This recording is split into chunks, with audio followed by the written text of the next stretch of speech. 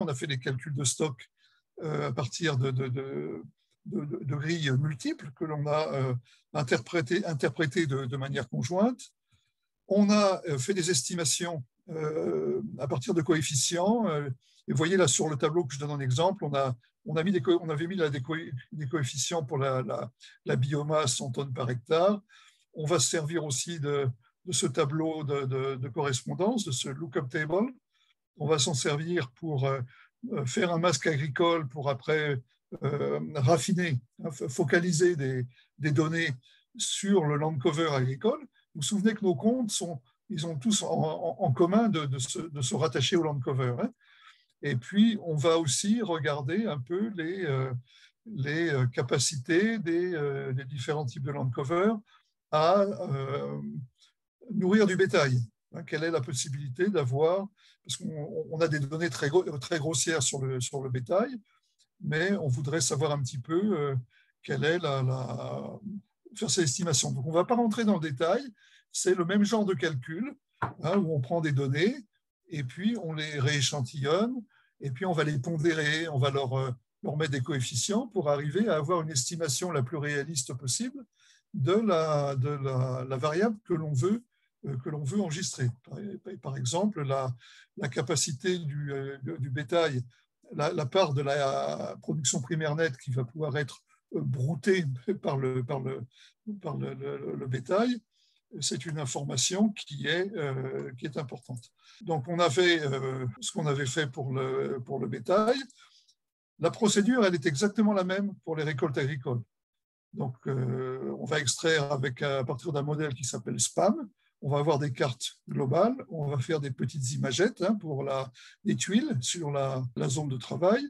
On va extraire ces données dans un tableur. On va extraire des données de la FAO sur des quantités. On aura aussi des données pour 2010 pour les récoltes. Et donc, on va calculer les récoltes 2000 et 2015 avec les statistiques de la FAO, exactement comme on a fait pour le cheptel. Et on va ensuite trouver dans la littérature des coefficients qui vont nous dire pour chaque type de récolte quelle est la quantité de carbone. C'est sûr qu'il y a beaucoup plus de carbone dans des produits oléagineux, par exemple, que dans des légumes. Donc ce sont des éléments qu'on va avoir, surtout que les tonnes qui sont fournies, ce ne sont pas des tonnes sèches, ce sont des tonnes commercialisées. Donc, c'est de la biomasse sèche quand c'est des céréales, c'est comme ça que ça se mesure. Mais quand c'est des tomates ou des salades, il y a beaucoup d'eau dedans. Donc, il faut qu'on fasse tous ces calculs pour arriver à estimer le contenu en carbone, avoir une mesure homogène des différents produits. Donc, ensuite, on va passer au stock. Alors, je vous montre ce schéma qui résume un peu le compte en fait, du carbone. Alors, petit point important à bien noter, à la source de ce schéma. C'est un schéma d'IPCC, du GIEC. Donc, c'est un schéma du carbone. Et maintenant que vous connaissez un peu le compte du carbone, vous voyez que la plupart des éléments sont dans ce schéma. Alors, on n'a pas l'azote. Les oxydes d'azote, ce sont des gaz à effet de serre. Donc, nous, on se limite au carbone, mais on va avoir le CO2, on va avoir le CH4, le méthane. On va avoir tous les éléments. Et donc, vous voyez, il y a la photosynthèse, il y a les récoltes agricoles, les récoltes de bois, la litière, le carbone du sol, etc. Donc, on peut le détailler. Il y a aussi les incendies, les feux. Donc, il y a tous les éléments que l'on va retrouver dans le compte. Alors, c'est un point qui est important parce que bien entendu, on fait le compte du carbone en ayant en tête que, d'une part, si le rapportage pour la Convention climat est suffisamment détaillé au niveau du pays, on va pouvoir utiliser d'autres données directement si elles sont disponibles et spatialisées. Attention, c'est que nous travaillons avec des données spatialisées. mais on peut arriver à trouver des données dans les pays, peut-être pas sur toutes les variables, mais sur certaines. Et également, donc on ne veut pas doublonner, on ne veut pas se retrouver aussi, faire du travail inutile, se retrouver en contradiction sur les mêmes variables, quand il y a une variable qui est estimée et validée par les scientifiques, par les experts, bien sûr, on va l'utiliser. Et comme les comptes, on va essayer de faire les comptes de manière spatialisée et annuelle. Donc, les comptes du carbone écosystémique sont une source potentielle de données pour une partie du rapportage sur le climat. Ce n'est pas la totalité. Là, vous voyez par exemple qu'il n'y a pas les oxydes d'azote qui sont des gaz à effet de serre. Nous, on se limite au carbone. On n'a pas aussi tout ce qui est émissions à partir du carbone fossile, à partir du charbon, du gaz naturel et du pétrole. Ça, c'est en dehors du champ de la comptabilité écosystémique. Donc, on a déjà beaucoup d'éléments. Et je voulais faire juste ce point parce que j'ai assisté à un comité de pilotage du projet sur le plateau des Guyanes, le projet EcoZéo qu'on vous avait présenté à la première formation, qui a été présentée par Cédric Lardeux de WDFI. Et un point qui a été soulevé, qui était le problème du carbone dans une approche climat, avec le prix du carbone, etc. Et la réponse est oui, on fait le maximum pour être cohérent de manière à avoir unification du rapportage. Alors, ce n'est pas identique, mais la zone de recouvrement est traitée de la même façon. On va regarder les flux. Alors, les flux, on ne va pas les traiter, mais on va les regarder. Alors, on va les regarder sur ce tableau et on va les regarder sur Saga. Donc, on ouvre Saga et on va charger les données qui s'appelle carbone final. Il y a un seul répertoire, il n'y a pas de détails. Donc, on va charger toutes les grilles d'un seul coup. On va laisser donc Saga faire. Donc, on a toutes les données qui sont sous forme de grille. Et puis, on va charger aussi les données que l'on a sous forme de table. Vous vous souvenez qu'on avait les données du bétail. Donc, on a aussi les données, c'est le même format de table par UPSE. On avait les données agricoles. Donc, voilà les tables attributaires. Vous voyez, la table agricole, ça va être des codes de récolte. C'est céréales, c'est les racines, le sucre, les haricots, pulse, les oléagineux, les légumes, vegetables, les fruits. Donc voilà les données qu'on a. On va aussi charger des fichiers dans lesquels on va travailler. On a chargé nos données, donc je reviens à la présentation, mais on peut la prendre ici, ça va être plus lisible pour vous. Essayez de charger aussi donc un fichier tableur, c'est le fichier qui s'appelle NKT2, Carbon Account Formula FTI V6, et donc vous avez à la fois le modèle des comptes, et puis vous vous souvenez que vous avez dans la colonne E, on a aussi des formules. Vous voyez en haut là, du tableur, vous avez E5 plus E4. Là, vous avez une formule, c'est E6 multiplié par 0,12, E6 multiplié par 0,25. Et puis, là encore, une formule, c'est la somme de tous les animaux, etc. Alors, on va regarder maintenant les comptes de flux. Donc, le premier flux, le flux principal, est très important, c'est la production primaire nette. C'est une variable qui est sensible, c'est une variable qui n'est pas encore calculée de manière parfaite.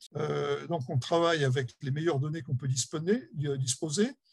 Il y a des données qui sont disponibles à la NASA, donc par les sites d'accès aux données de la NASA, à partir du satellite MODIS, et il y a des données qui sont disponibles à l'Agence spatiale européenne, qui sont mises à disposition en fait sur le site européen Copernicus. Et donc on va travailler, on va télécharger ces données et on va les pré-traiter comme on a pré-traité les données sur la biomasse. Quand vous allez traiter les données de Copernicus, il y a juste un petit problème auquel il faut faire attention. Tout ça est expliqué dans le tutoriel. Ce sont des données qui sont fournies par période de 10 jours. Et donc, on vous fournit une quantité de tonnes par hectare. Ils appellent ça dry matter production. C'est la même chose. C'est exactement le même concept.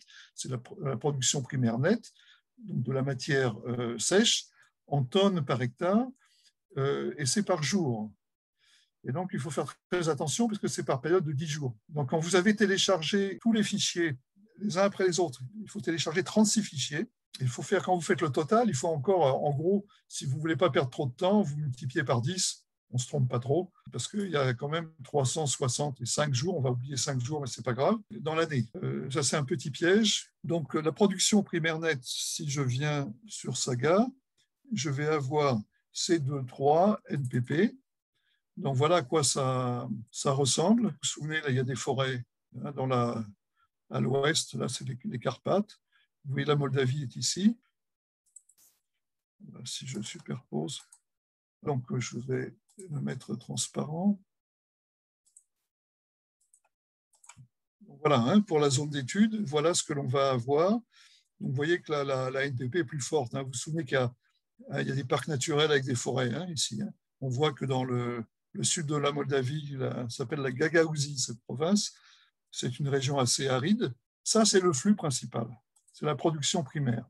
Ensuite, on va introduire les besoins en bétail, la quantité qui a été pâturée par le bétail. Donc, en fait, ça va être la seule variable que l'on va introduire dans les apports en biocarbone. Parce que les autres variables c'est de la biomasse secondaire. Les besoins en nourriture du bétail net de ce qui a été brouté dans l'UPSE, de manière à ne pas déséquilibrer les indicateurs d'intensité d'usage. Ça veut dire que dans cette zone-là, on n'a pas besoin d'apport d'autres zones. Alors, donc, on va avoir essentiellement la production primaire nette. C'est pour ça que je m'étends un peu dessus, parce que pour l'instant, je disais, les données, il faut les regarder attentivement. Elles sont un peu différentes quand on regarde les données de la NASA et les données produites par Vito pour Copernicus, à partir de données notamment de l'Agence spatiale européenne. Il y a d'autres modèles qui fournissent des données qui peuvent être plus précises, mais qui ne sont pas disponibles de manière planétaire. Et pour l'Afrique, il y a des données qui ont été recalibrées. C'est les données Copernicus, mais qui ont été réajustées, qui sont bien ajustées sur l'évaluation des précipitations et de l'évapotranspiration. C'est la base de données qui s'appelle VAPOR, W-A-P-O-R, de la FAO. Mais c'est uniquement pour l'Afrique. Mais bien sûr, pour vous, c'est intéressant. Donc, si on avait fait l'exercice sur l'Afrique, on aurait été prendre les données de VAPOR parce que c'est commode d'accès. Donc ça, c'est vraiment important parce que c'est la ressource, c'est la production, c'est ce que la végétation, c'est l'énergie qui est séquestrée par la végétation et qui permet à la vie de se développer sur la Terre. Alors maintenant, les sorties. Alors les récoltes, on va les avoir sous forme de tableau. On va avoir un tableau et on va faire une jointure comme on avait fait pour le bétail. Donc si je vois les récoltes, donc vous voyez, j'ai pas de récolte agricole ici. Par contre, je vais avoir donc les données de récolte. Donc on les a, on va les charger dans les polygones, dans les shapefiles. Ensuite, qu'est-ce que l'on a? On a là, donc ça, il faut faire une estimation. Je pense que c'est fait. C'était la quantité qui a été broutée par le bétail. Cette quantité, elle est estimée à partir du bétail. Donc, on va travailler en regardant les types d'animaux. Hein. En gros, il n'y aura rien pour les poulets, mais il y aura beaucoup pour les vaches, les chèvres et les moutons. Hein. Une variable qui est importante, qui est l'extraction nette, la récolte nette de bois rond. Donc, je vais expliquer le bois rond, ce que c'est. Hein. C'est le bois, c'est bien montré c'est un concept, vous voyez, c'est bien rond. Hein, c'est le bois qui a été récolté. Et vous voyez, l'image est très bien faite parce que ce que ça vous montre, c'est la différence entre le bois rond qui est récolté et puis l'arbre. Et là, on ne voit pas les racines. Hein. Sur un autre schéma, je pourrais vous le montrer. Et donc, vous voyez, ce schéma, ça c'est un schéma qui est un peu plus compliqué, plus scientifique. Et puis, l'image n'est pas très nette, mais je trouve ça intéressant, hein, qui montre bien, en fait, la biomasse d'un arbre, hein, c'est tout ça. Hein. Ce n'est pas seulement les billes de bois, qui sont enregistrés dans les statistiques de l'exploitation agricole. C'est beaucoup plus que ça. Hein. Ce que l'on va donc mesurer, on va mesurer l'extraction totale de bois. C'est-à-dire qu'on va regarder le bois qui a disparu, le bois avec tout ce qu'il y a autour. Nous, on va s'intéresser quand même aux arbres. Et on va avoir un montant qui va être forcément plus important que ce que l'on a dans la FAO. Donc, ce que donne la FAO, ce sont les troncs d'arbres, plus des coefficients, on appelle des coefficients d'expansion, et qui vont vous indiquer en gros combien vous avez de branches, combien vous avez d'écorces, hein, parce que le bois rond commercialisé, il est sous écorce, ça c'est les conventions internationales, et donc vous avez des coefficients d'expansion qui vous permettent de calculer ces éléments en plus. Donc on va essayer de comparer nos résultats aux données de la FAO, parce que nous, ce que l'on voit à partir des données que l'on a, les données que l'on a, hein, c'est les données sur la biomasse, hein, le biocarbone, hein, c'est-à-dire les données de notre compte de stock. On connaît le stock vivante au-dessus du sol. On a le montant de la biomasse des arbres. Et à partir de ça, on va regarder avec les données de Hansen, les données sur les pertes d'arbres. Hein, vous vous souvenez, ces données que l'on avait utilisées ici. Donc ici, on a travaillé avec des données cumulées. Là, on va regarder les pertes d'arbres. On va faire, au lieu d'avoir le cumul 2015, on va faire une couche où on aura uniquement l'année 2000 ou 2001 et une autre couche où on aura uniquement l'année 2015. Et donc, quand on multiplie, quand on fait les calculs, à partir des données de biocarbone de l'année, là on va prendre l'année 2000 par exemple, et on va pouvoir, sur le biocarbone de 2000, hein, le C11 tri-AGC 2000, on va regarder ce qui a été perdu. Et ça va nous donner une variable que l'on va pouvoir contrôler, discuter par rapport aux données de la FAO. Donc ça, c'est un point qui est important, c'est pour dire que l'on prend au sérieux les données de la FAO. Mais ça ne veut pas dire qu'on les suit. Si on regarde sur le plateau des Guyanes, où on a regardé les choses d'assez près, et où il n'y a pas de contestation sur ces variables-là, on a été amené à multiplier les données, on devrait multiplier les données de la FAO par 2,5 pour avoir les données que l'on calcule à partir des images satellites. Et la raison, c'est parce qu'il y a il n'y a pas seulement les problèmes des branches et des écorces, il y a beaucoup d'autres pertes qui interviennent pendant l'exploitation forestière, parce qu'il faut créer des pistes, qu'il faut, etc. Il y a beaucoup de dommages. Maintenant, il y a beaucoup de bulldozers qui sont utilisés. Ça fait vraiment énormément de dommages. Ça peut être des fois aussi important que le bois que l'on va extraire. Ça dépend des contextes. Je dirais peut-être pas en Europe, mais ce que je sais d'expériences précédentes en Afrique, notamment en Côte d'Ivoire, c'est qu'un des problèmes, c'est que le bois commercialisé, c'est des bois rouges, donc des arbres qui sont isolés dans la forêt, et que pour y accéder, donc il faut faire passer les bulldozers, les camions, et qu'il y a une destruction de bois qui est très très importante en proportion du bois qui est finalement extrait de la forêt. Donc ça, c'est un aspect. Et l'autre aspect, c'est qu'il y a quand même beaucoup il y a beaucoup de coupes de bois qui ne sont pas enregistrées, donc on les appelle informelles en statistique. C'est une terminologie politiquement correcte, hein, c'est très poli. On peut les appeler illégales. Je pense qu'une grande partie sont des coupes de bois illégales. Et donc, le satellite, lui, ne fait pas la différence entre ce qui est légal et ce qui est illégal. Et donc, on a une estimation, en fait, je pense, assez réaliste de l'extraction de bois. Une fois que l'on a fait ça, on va avoir les flux indirects, parce qu'il y a une partie du bois qui va rester. Donc, ce bois qui va rester sur place, on va le comptabiliser. Hein, donc, il va y avoir des retours de bois. Il va y avoir des retours de bois, de leftovers, c'est les résidus d'exploitation. Hein. Une partie va être utilisée pour faire du charbon de bois ou localement le bois mort. Les branches sont utilisées.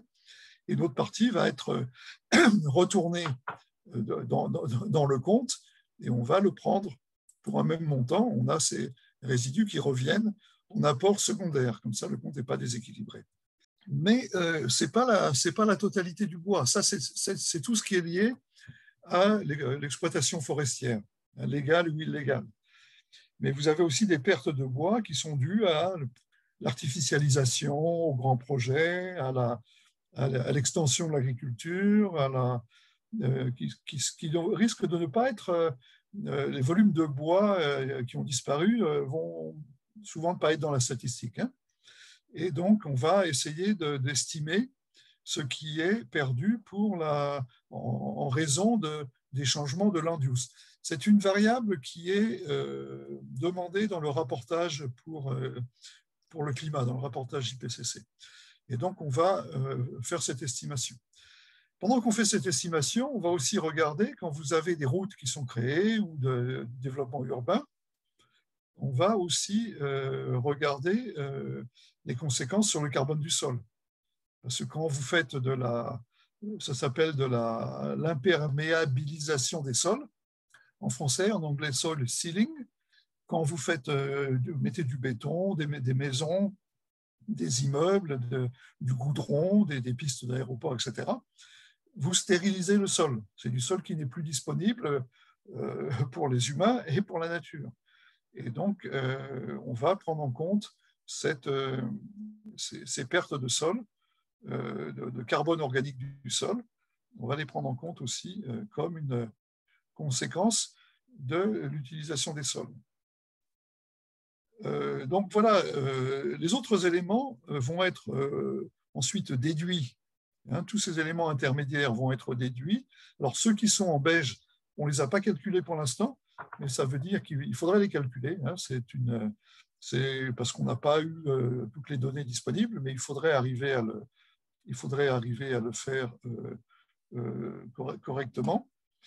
Et puis, par contre, on va calculer un montant qui est le bois rond qui a été brûlé, utilisé comme bois de chauffage. C'est un montant qui est important. Alors, je vous avais expliqué le premier jour qu'on fait le calcul en plusieurs temps parce que cette consommation de bois rond pour la cuisine, hein, pour le chauffage, pour le bois de feu, une grande partie a lieu dans les villes. Elle n'a pas lieu là où le bois est récolté. Et donc, on va faire des transferts entre vous voyez sur la ligne 71, on va faire un transfert avec là je ne l'ai pas marqué, mais avec le système d'exploitation, parce que le bois rond, il est supposé être récolté, puis transféré dans les villes, et il va être brûlé dans la ville. Mais ça, on va bien le mesurer. On va le mesurer avec des données sur le land cover urbain, la couverture des terres, hein, les zones urbaines, et des données sur la population. Donc, on avait déjà fait une première estimation de données en utilisant la population pour des services écosystémiques. On va réutiliser ces mêmes données pour calculer la quantité de bois rond qui a été brûlé comme bois de chauffage. Et quand on va faire la formation sur l'eau, on va réutiliser ces données pour estimer la quantité d'eau qui a été utilisée par les ménages, par les habitants des villes, et pour estimer aussi les eaux polluées qui ont été rejetées. Donc, dans tous les cas, on utilise des données qui sont des données de statistiques de recensement qui ont été rééchantillonnées sur une grille géométrique. Donc, qu'est-ce qui reste encore comme variable? L'érosion du sol. On combine les données sur les stocks de carbone organique que l'on a déjà vus avant, avec des données d'un modèle d'érosion qui a été mis en œuvre globalement par le Centre commun de recherche. Et ce modèle de Glossem, qui s'appelle, ce modèle nous permet de faire des estimations de l'érosion du sol. Ces estimations ne sont pas très précises, mais je pense que c'est important de les avoir parce que le sol, eh bien, c'est notre capital, je dirais, alimentaire de long terme. On peut toujours dire qu'on va réussir à produire de la nourriture hors sol, etc. Ça sera toujours une petite partie de la production agricole dont a besoin l'humanité pour se nourrir. Et quand on stérilise le sol, quand on se prive de la fertilité du sol, on s'expose dans l'avenir à de graves problèmes parce que le jour où il y a un jour, on n'arrivera plus à produire suffisamment à partir des sols. Et ce n'est pas sûr que la technologie nous apporte une réponse. C'est même à peu près sûr que la réponse sera insuffisante. Et donc, c'est vraiment important de bien voir là où il y a des problèmes d'érosion des sols. Ça fait partie vraiment de la comptabilité écosystémique. Dernière variable qu'il faut calculer, ce sont les feux. Et là, c'est un peu compliqué, mais il y a beaucoup de données. Ça demande des estimations, une discussion avec les experts. Ce que l'on connaît bien, c'est les feux. Le satellite arrive à voir là où il y a des feux. Et on a des données quotidiennes pour ça. Donc, c'est des données qui sont formidables, potentiellement. Maintenant, ce qui est plus difficile à connaître, c'est l'impact du feu, ce qu'on appelle la cicatrice du feu. Parce que c'est très variable selon les conditions météo, le vent, la nature de la végétation. Donc ça dépend véritablement beaucoup. Et donc il faut pouvoir, à partir des feux qui sont observés, il faut pouvoir arriver à estimer les quantités qui ont été perdues. Donc pour l'instant, c'est un peu conventionnel comme mesure, mais là encore, c'est très très important. Et ce que l'on peut voir dans beaucoup de régions, c'est qu'il y a une multiplication des feux. Alors, pas partout, mais sur le plateau des Guyanes, et vous connaissez les problèmes dramatiques de l'Amazonie brésilienne en ce moment avec l'abandon de la politique de protection de l'Amazonie par le gouvernement brésilien et la quantité de feux qui est absolument terrible qui a lieu. Donc il faut, même si on a une mesure imprécise, il faut absolument rendre compte de ça parce que c'est vraiment une grande destruction de l'écosystème qui a lieu. Donc toutes les autres variables vont se déduire par des formules de calcul. Donc, vous avez toutes les formules de calcul sont dans la colonne D qui sont indiquées et avec leur expression en tableur dans la colonne E. Dans la colonne D, vous avez C11 par 0,12 et dans la colonne E, vous avez E6. Donc on se réfère à la codification du tableur en colonne et en ligne. Donc vous avez E6 multiplié par 12, qui correspond à la formule E6 et C11 multiplié par 0,12. Là, c'est la même chose. Donc voilà, on va faire les comptes maintenant à partir de ça. Alors, on va faire la première étape. Vous allez voir que ça va être relativement simple et rapide. La deuxième étape va être un petit peu plus douloureuse, bien sûr gratifiante, parce qu'on aura des comptes. On aura des comptes pour nos UPSE, on aura fait les comptes complets du carbone, toute la séquence des comptes. Pour la Moldavie, on a 300 unités. Pour le plateau des Guyanes, on en avait 15 000 ou 20 000. Donc, et on va faire ça d'un seul coup. Alors, on va utiliser deux fonctions de Saga. La première, que vous connaissez bien, c'est grid statistique. Donc, on va juste mettre un petit bout du nom. Grid statistics for polygone. Il faut que je fasse un petit commentaire encore avant. Vous voyez sur l'écran que vous avez toute une série de variables qui sont des quantités. En gros, si vous avez tout enregistré à la suite, de 0,1 à 18, ce sont des quantités de carbone. Et puis, vous avez 19, 20, 21, vous avez ILUP. Il faudrait que je vous dise peut-être un mot sur ILUP. Je l'ai sauté. Je reviens en arrière. ILUP. Alors, ça va vous rappeler quelque chose, ILUP. Hein. Ce qui est en bleu, c'est 1. Ce qui est en jaune, c'est 2. Et ce qui est en rouge, c'est 3. Et je suppose que si vous avez la mémoire des formes, vous allez reconnaître les zones protégées. Vous vous souvenez que quand on avait fait le Naturilis, Natriv, on avait pris les fichiers de protection et on avait calculé des indices de protection. Et on avait dit, quand ce n'est pas protégé, on va mettre un indice égal à 1. Et puis quand c'est protégé, on va pondérer davantage. Et pour l'exercice, on avait pris un système simple de pondération où on avait regardé le nombre de protections. Donc on s'était protégé une fois, on donnait une valeur 2. On disait, voilà, la zone, les pixels de cette zone ont 2 fois plus de valeur que quand ce n'est pas protégé. Et quand c'était protégé 3 fois, on a dit, ça va avoir une valeur 3. Voilà la valeur de ces pixels, hein, si je vois. Donc voilà la protection. On va utiliser les mêmes données. On va prendre les mêmes données qu'on avait utilisées pour les rivières, juste les données de base, pas lissées, pour introduire un coefficient qui va nous servir.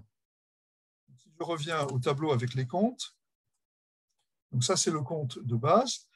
Le compte de la ressource accessible, il se déduit automatiquement du compte de base, sauf une variable qui est la variable donc ILUP, l'indice de limitation d'utilisation due à la nature, à la protection de la nature.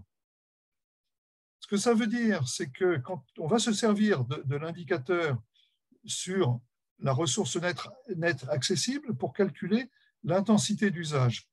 Ça veut dire en gros que s'il y a du bois qui est prélevé dans un parc naturel, l'impact va être très très fort sur cet indice. Ça veut dire, attention, c'est une utilisation qui est absolument insoutenable.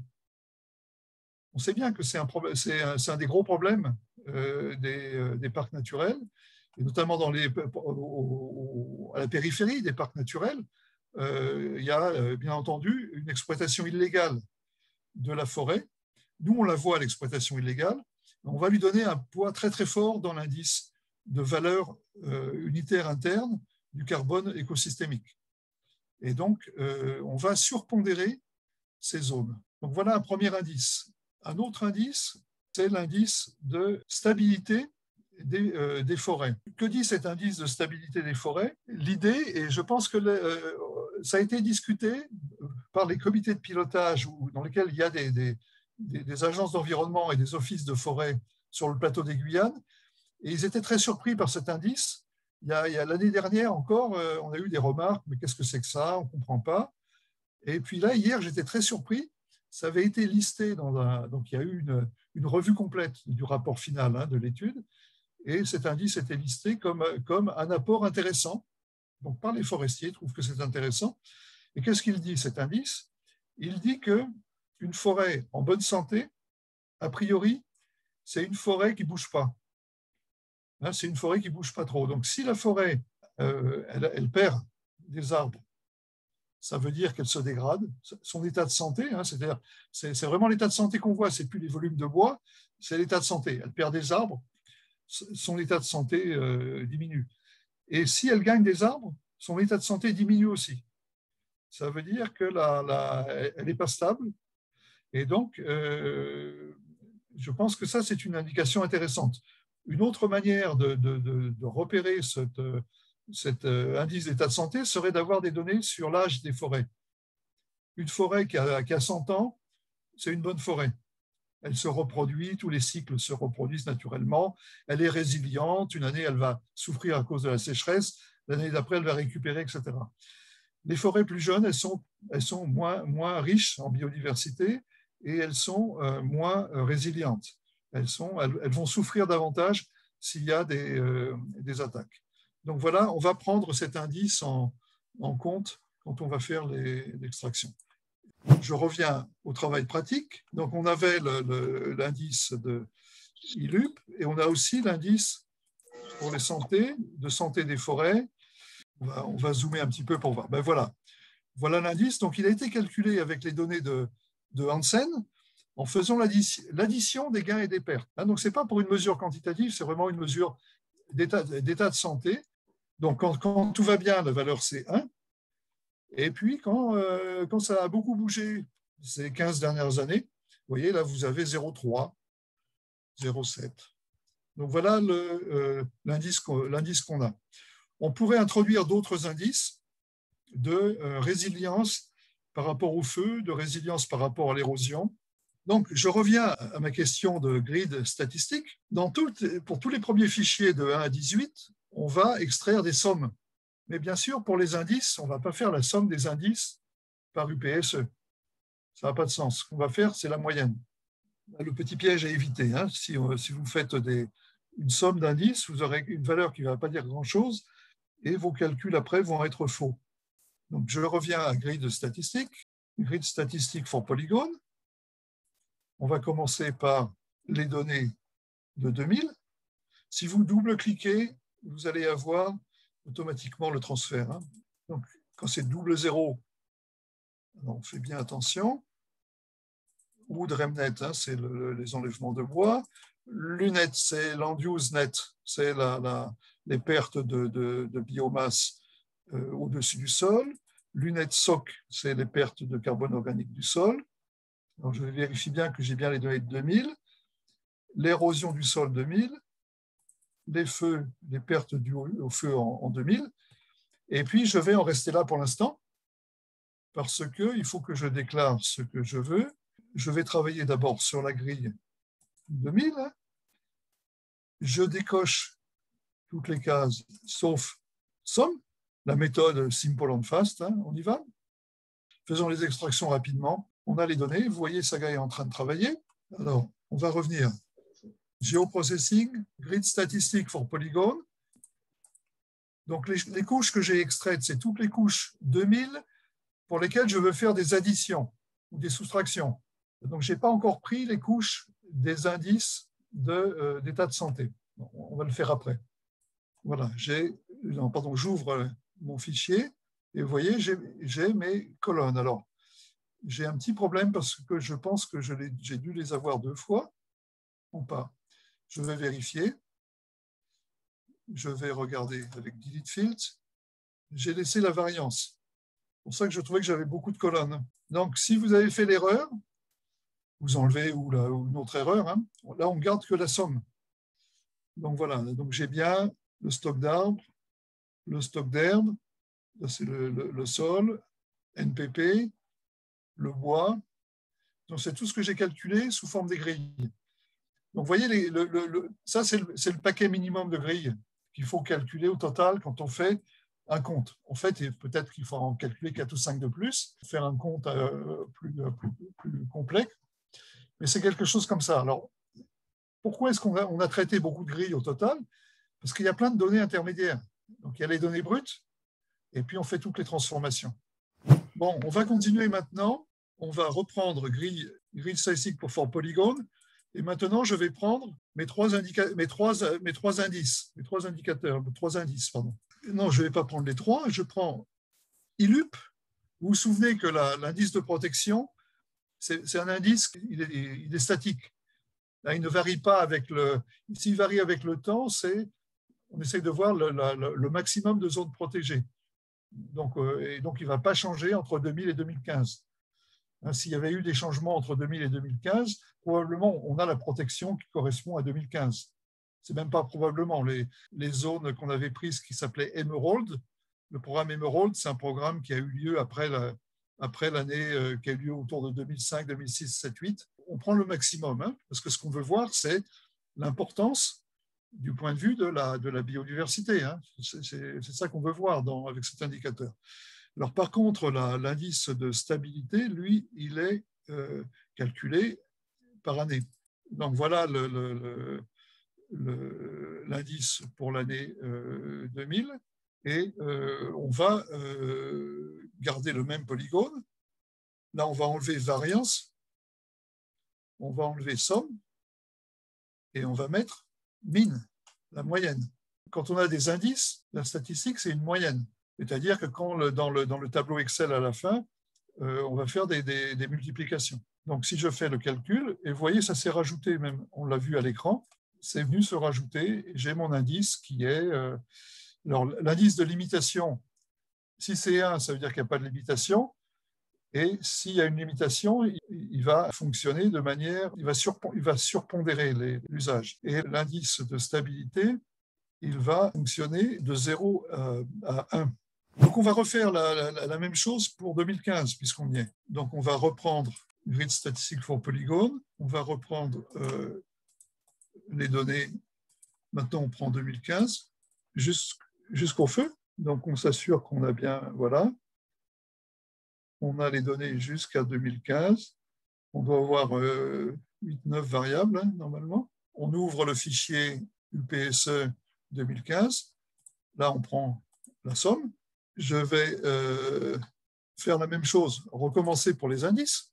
Et donc, l'indice, j'ai ILUP, et puis j'ai l'indice de stabilité 2015. Et là, je décoche somme, et je mets min. Voilà. Donc, j'ai bien mes indices. Donc, ce qui serait bien, c'est de sauver les fichiers qu'on vient de calculer. On n'a pas sauvé aussi le fichier de projet dans le répertoire carbone final. On va appeler ça, je sais pas. Si Saga se met en carafe, s'il y a une panne d'électricité, s'il y a n'importe quoi, on a juste à rappeler le fichier après, et ça marche. Donc maintenant, on va charger les fichiers qui sont déjà calculés, qui ont été calculés et qui sont disponibles sous des tables CSV. Si je cascade, donc BOC, et voilà. Je le retrouve ici. Et donc, j'avais, alors à quoi ressemble ce fichier? Il contient des données par type de récolte, IBAS, les récoltes 2000 et les récoltes 2015. Donc, c'est bien ça que je veux. Donc, je vais faire une autre commande, join attribute. On va faire des jointures. Attribute from a table shapes. On va reprendre la première shapes, IBAS ID, et on va commencer avec le bétail. Et vous vous souvenez qu'on ne prend pas tout. Hein, on va prendre uniquement les données 2000 là. Hein, puisqu'on va attribuer, on va joindre des données 2000 à ce fichier-là. Mais on avait calculé tout sur un seul tableau. Ce n'est pas un problème, on sélectionne ce qu'on veut avoir. Donc, vous voyez bien, j'ai les 2000. OK, donc là, j'ai une indication que j'ai le livestock qui a été rajouté. Je vais maintenant faire la même chose pour l'année 2015. Et là, bien sûr, je vais sélectionner le bétail de 2015. Donc, il faut que je désélectionne, je sélectionne ce que je veux. Donc là, je prends, donc vous voyez toutes les données qui sont cochées, et c'est fait. Maintenant, je reviens sur je recommence. Je vais prendre une autre table. Je vais prendre les récoltes. Je peux continuer sur 2015. Hein. Il faut que je sélectionne les variables de 2015. OK. Et je reviens sur 2000 avec les récoltes. Il faut que je change, bien sûr. Et je vais prendre les valeurs. C'est fait. Donc maintenant, on va pouvoir commencer à faire le compte. Donc ce qu'il faut faire, c'est d'abord sauver ces fichiers. Donc là, on a les comptes maintenant. Et donc vous voyez que vous avez les comptes. Vous pouvez savoir les incendies, s'il y en a eu. Alors, petite chose à voir, c'est quand on traite de variables quantitatives, hein, pas d'indices. Les indices, on les prend tels quels pour les représenter sur une carte. Sinon, il faut normaliser par la surface. Si on ne fait pas ça, les grandes zones vont toujours arriver en premier parce qu'elles sont grandes. Ce qu'on veut savoir, c'est le pourcentage. Donc, vous voyez, les incendies, il n'y en a pas eu beaucoup, mais il y en a eu, par contre, il y a eu des incendies ici. On va essayer de regarder une autre, la NPP. Qu'est-ce que ça nous dit, la NPP? Voilà ce qu'il y a eu comme production primaire nette en Moldavie. Vous voyez, c'est quand même influencé par les forêts aussi, la NPP. Hein, les prélèvements de bois, Il n'y a pas beaucoup de prélèvement de bois, ce n'est pas trop surprenant. Ah non, c'est la densité de prélèvement de bois, voilà, oui. On va essayer on va croître. Là, quand on a fait cette normalisation, bien sûr, et que les valeurs sont faibles. Voilà. Donc là, voilà, on a déjà une meilleure visualisation qui nous dit où ça s'est produit. Vous voyez qu'il y a eu il y a eu de l'exploitation forestière dans cette zone-là. Pas beaucoup en général, parce qu'il n'y a pas beaucoup de forêts, en fait. Donc, mais dans le nord, la partie nord, qui touche à la Transylvanie, oui, il y en a plus. Sur vous voulez savoir le bétail, on a déjà vu, on peut voir les céréales. Donc, vous voyez là les récoltes en céréales. Alors, on a d'un côté la carte, on peut faire une carte pour chacun des thèmes, on peut représenter les attributs. Donc, on avait les céréales, par exemple, vous voulez savoir combien. Alors, attention, là, si on représente les attributs, il ne faut pas mettre trop de décimales parce qu'on ne va plus rien voir. On va mettre 0 décimale pour commencer. Donc, on a la valeur des attributs. Donc, elle n'est pas normalisée. Ça, c'est le chiffre de la. Donc, vous avez le compte sur ce tableau-là. Si vous vous intéressez à une zone en particulier, vous pouvez aller voir ce qu'il y a sur la zone. Vous prenez la flèche. Vous êtes intéressé à cette zone. Vous la sélectionnez et vous regardez attributs et vous avez toutes les valeurs du compte pour la zone. Quand on produit une carte, ce n'est pas quelque chose qui est comme ça donné objectif. C'est une représentation. Et donc, il faut savoir ce qu'on veut montrer. Et il faut des fois, on peut jouer avec les couleurs. Les couleurs parlent, les couleurs chaudes, les couleurs froides. Quand c'est chaud, c'est plutôt une augmentation. Quand c'est froid, c'est-à-dire bleu chaud, c'est rouge. Bleu, c'est normalement une diminution, etc. Il y a plein de règles là-dessus. Le problème, c'est de faire la carte qui va parler. Et moi, je trouve, par exemple, que cette carte que je viens de faire là, elle est pas mal. Voilà ce que je vois. Alors maintenant, si je veux savoir ce qui se passe dans une zone particulière, je la sélectionne. Là j'ai une autre zone, c'est celle qui est en jaune. Je peux prendre 2 zones, par exemple. Vous pouvez faire des rapports par zone. Donc, on prenait la petite flèche Select. On peut avoir uniquement les attributs qui correspondent à cette zone. Quand vous faites ça, pensez bien à Clear Selection. Si vous faites Delete Selection, vous effacez la zone. Attention. Donc, Clear Selection. Donc, il n'y a plus rien de sélectionné à ce moment-là. Quand c'est des variables en dessous de 0, il vaut mieux mettre Decreasing, Geometrical Interval. Et vous choisissez vos couleurs. Les couleurs, vous pouvez les choisir là, vous pouvez les fabriquer comme vous voulez. Vous les choisissez pour avoir une carte qui va parler à celui à qui vous voulez montrer la carte. Et donc, on peut enrichir la carte, on peut jouer sur les couleurs, on peut jouer sur la distribution des couleurs. On en parlera, c'est très, très important en fait. Quand les couleurs ne sont pas bien calibrées, des fois, on ne voit rien sur la carte, ou alors on montre des petites variations sans importance. C'est elles qui vont être complètement, qui vont cracher sur la carte, qui vont faire du rouge violent, alors que ça va être des petits trucs de rien du tout. Quand on fait sa carte, il faut s'assurer qu'il faut bien regarder les choses qu'on veut montrer. Si on pense que ce n'est pas important, on peut arriver à jouer sur les paramètres de la carte pour le montrer. Alors, autre chose que sur les attributs, il faut bien regarder sur la précision numérique des attributs. Donc, selon les cas, on peut mettre beaucoup de décimales ou on peut en mettre 0. Et donc, il faut, si on n'a pas besoin, on en met 0. Si on montre un indice, on va mettre 2 décimales, ça va suffire. On peut jouer après sur la police de caractère, on peut jouer sur la taille, on peut après faire ce qu'on veut pour produire sa carte préférée. Maintenant, on va passer à la dernière phase, dernière, sur Excel ou sur LibreOffice. Moi, je vais le faire sur LibreOffice. Vous allez ouvrir ce fichier qui contient les formules.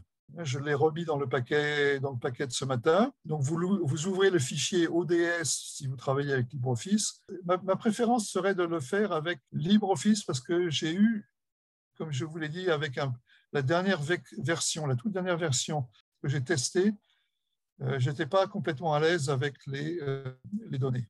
Il y a plusieurs façons de faire. Donc, vous ouvrez ce fichier. Je vais vous montrer deux façons de faire. Vous avez les attributs de votre table. On va faire Save Attribute As. Voilà une manière de faire. Vous avez votre table attributaire. Alors, moi, je préfère CSV. Eh ben, on va la sauver comme ça. C'est une façon de faire. Et on va faire la même chose pour 2000. Bon, moi, la manière dont je préfère travailler, c'est d'ouvrir la table attributaire. Là, je suis bien sûr que je suis sur le bon fichier et je le copie. On va le faire des deux façons pour être sûr qu'il n'y a pas de problème. Donc là, moi, je vais ouvrir le fichier et je suis dans le coin et je fais CTRL-V et LibreOffice me demande automatiquement, me fait une proposition que j'accepte et j'ai ma table qui est faite. Alors, il faut que je renomme la feuille attribute. On va l'appeler table attributaire. Donc vous avez bien, vous voyez en bas hein, le nom de la feuille. Une autre façon de faire est d'ouvrir le fichier. Alors, c'est indifférent que ça soit ouvert dans Excel ou pas. Je vais le faire sous LibreOffice. Ça marche exactement de la même façon avec Excel. Donc, je me mets sur l'onglet du fichier. Et là, je fais un clic droit et je fais Move pour copie. Alors, il faut copie. Ah ben là, il me donne copie, c'est bien. Des fois, il va vous donner Move. Donc là, il vous copie le fichier. Et non, là, je veux le mettre dans MK, là où je vais travailler. Hein. On va le mettre à la fin. Empoisonnement. Donc, si je reprends le fichier MK, vous voyez que j'ai attribut 2000 et j'ai la même chose, en fait. Hein. C'est la même chose qui met donc, c'est deux moyens, deux façons de récupérer les fichiers.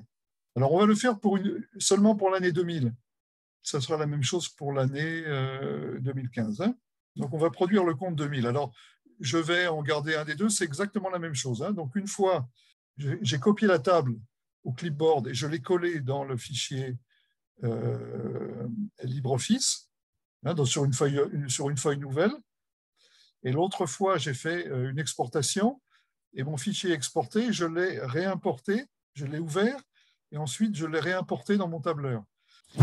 On va créer une nouvelle feuille, on va l'appeler CECN Carbone. CECN Carbone 2000.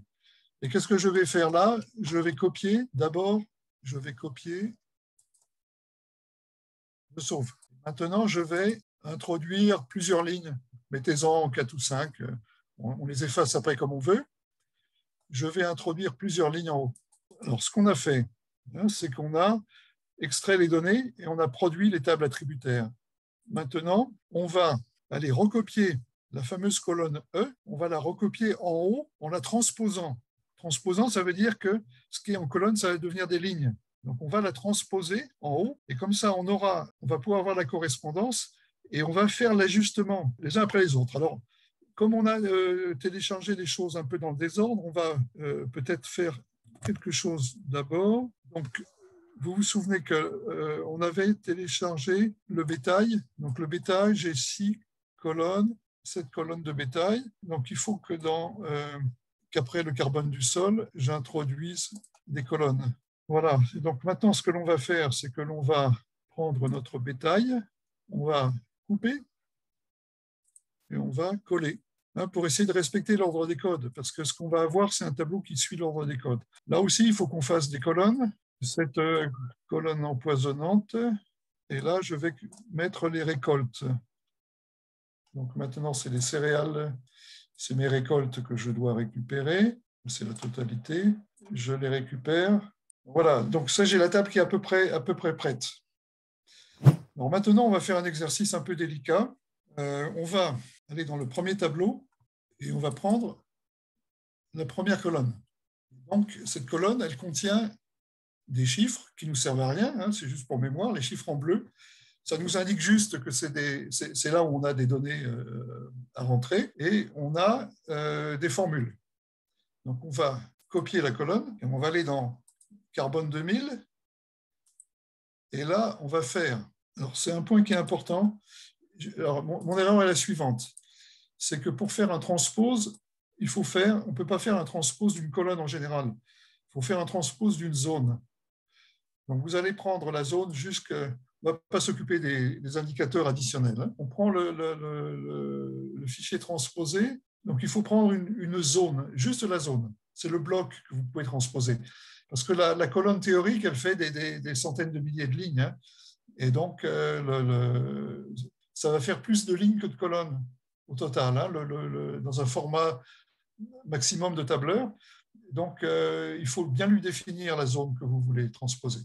Donc, on copie la zone, on ouvre le fichier donc CECN carbone 2000 et on va aller dans Edit Paste Special. Donc, vous trouvez dans Excel le Paste Special et vous allez avoir un fichier qui ne va pas être exactement la même chose, mais c'est Paste Special. Et là, on va lui dire deux choses à ce fichier Paste Special. Il y a plein d'options. Hein, on avait déjà vu ça un petit peu. Hein. On va prendre l'option de tout prendre, hein, parce qu'on veut tout prendre. Hein, voilà. Et on va lui dire transpose. Alors là, on aurait besoin d'un peu plus d'informations. On voudrait savoir de quoi il s'agit. Est-ce qu'on peut s'en sortir avec les noms courts? On va dire qu'on va s'en sortir avec les noms courts. On va recommencer. Copie. C'est bien la zone. On copie la zone. Voilà. On va aller à Special. Et déjà, il nous dit transpose aussi. Voilà. On a les noms. Ça serait peut-être plus commode si on faisait comme ça. On va faire cut. On va maintenant procéder on va utiliser cette colonne, ces deux lignes, pardon, comme étant les lignes dans lesquelles on va avoir les informations sur toutes les équations. Par exemple, comme on a transposé, la colonne F, qui fait le total de la colonne D et E, indique bien D2 plus E2. Hein, quand on était en colonne, on avait ici, on avait E5 plus E4, et ça a bien été transposé. C'est bien la même opération qu'on a. Et donc, ce que l'on va faire, c'est qu'on va introduire cette information. Alors, le problème, c'est que là, vous voyez que l'on a des problèmes de décalage entre les colonnes. Alors, on va devoir jouer là-dessus. C'est un petit peu long. Donc, il va falloir transférer les colonnes et s'assurer qu'on a bien une correspondance. On va le mettre en jaune quand on a une correspondance. Là, on n'a pas de correspondance. Donc, on va introduire, on insère une colonne et on va décaler vers la gauche. Et à ce moment-là, qu'est-ce qu'on a ici? On a l'opération. Là, il me met value parce qu'il y a du texte, mais j'ai l'opération, j'ai le total. Quand j'ai le total ici, j'ai E4 plus D4. Vous voyez, c'est bien la ligne 4. Et j'ai bien D4, E4. Qu'est-ce que j'ai à faire maintenant? On peut le faire plus rapidement, mais ça dépend. Ce n'est pas pareil que dans Excel et dans LibreOffice. Ça, c'est à vous de choisir votre méthode préférée. Donc là, on va introduire deux colonnes. On va aller chercher nos racines. Vous voyez, là, j'ai le sol du carbone. Il aurait fallu que je le mette. Donc là, j'ai besoin de décaler de beaucoup.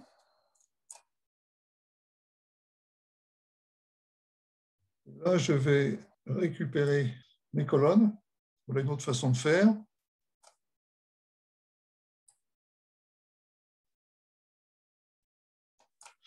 Et donc là, j'ai déjà les trois premières opérations. Donc il va falloir que j'introduise, que j'aille récupérer mon sol. Donc c'est un petit peu long à faire, mais une fois que vous avez ça, après ça marche tout seul. Hein. Donc j'ai le carbone du sol, j'ai le bétail avec les intitulés correspondants. J'ai une colonne over où j'ai rien, donc je vais la garder et je vais mettre 0. Donc je fais j'ai mes 0. Maintenant, j'ai le total du livestock, donc il me faut une commande, une colonne. C'est bien la somme. Oui, voilà, c'est bien la somme. Le total, je rajoute une colonne. Donc là, je suis bien. La NPP, ça, c'était une donnée bleue qui était enregistrée. Donc maintenant, je vais avoir une série de colonnes qui sont les colonnes C2 quelque chose. Donc je vais insérer, je vais maintenant les rappeler. Et donc là, je vais prendre l'ensemble. Alors là, j'avais dit qu'on avait 0. On avait 0 pour l'instant, donc c'est peut-être... Alors, dans les colonnes où il y avait des zéros, il faut faire attention, il faut remplacer les zéros par les... Je reviens au tableau. J'ai fait quelque chose sur la colonne, sur la ligne 2. Ça existe dans Excel, ça s'appelle Data Show Formula. Et dans LibreOffice, c'est View. Et il y a une commande qui s'appelle aussi Show Formula. Donc là, je l'ai désactivé. Voilà la commande Show Formula. Il faut peut-être appuyer sur CTRL en même temps. Mais vous voyez ce que ça donne. Donc ça vous indique quelles sont les colonnes avec des nombres et les colonnes avec des formules. On va continuer à faire nos petites manipulations. Donc là, on voit qu'on a le compte MPP, il est OK. On a la formule. Là, la formule, elle est un peu longue. Hein. C'est pour ça c'est un petit peu long. On a les formules, on a des formules et on a des chiffres. Là, on a la place hein, jusqu'aux récoltes. Donc, on a tous les inflows qui sont disponibles. Donc, on va prendre ça. On va le copier déjà simplement en dessous. Donc ça marche bien. Et puis, on va copier, on ne va pas tirer comme j'avais fait parce qu'avec les zéros, ça pose des problèmes. Hein, quand on a des zéros, on a des zéros. Hein. Là, je vais aller en bas de la colonne. Je vais retrouver... Il y a des commandes équivalentes dans Excel pour saisir toute une page. Donc, j'ai copié toute la ligne et là, c'est bon. La comptabilité, c'est aussi avec des tableurs. Hein. Des tableurs, on peut utiliser aussi des bases de données, on peut utiliser des logiciels de bases de données. Il y a des logiciels statistiques. Hein. Il y a plein d'outils, mais le tableur, c'est l'outil le plus simple, qui marche bien. C'est bien fait pour la comptabilité, le tableur. Donc, on a déjà fait une partie. Là, maintenant, j'efface. Je vais à gauche. Donc, il faut bien s'assurer qu'on est bien aligné. Hein. Et là, j'ai bien jusqu'ici, c'est bon. Hein. Alors, là, il faut que j'aille le Wood Remnet. D'abord que je commence. Voilà, je voulais aligner ces deux-là. Hein. Voilà, là, c'est aligné. Donc, on peut aussi continuer à faire... Et on a les formules qu'on va copier. Et vous voyez qu'automatiquement, on a tout qui se met en place. Alors là, on a une petite différence, c'est que l'on n'a pas le détail. Ça, c'était une nomenclature qu'on avait utilisée pour les Guyanes. On a simplifié là, le tableau. On peut simplifier. Hein. On a la même chose pour le...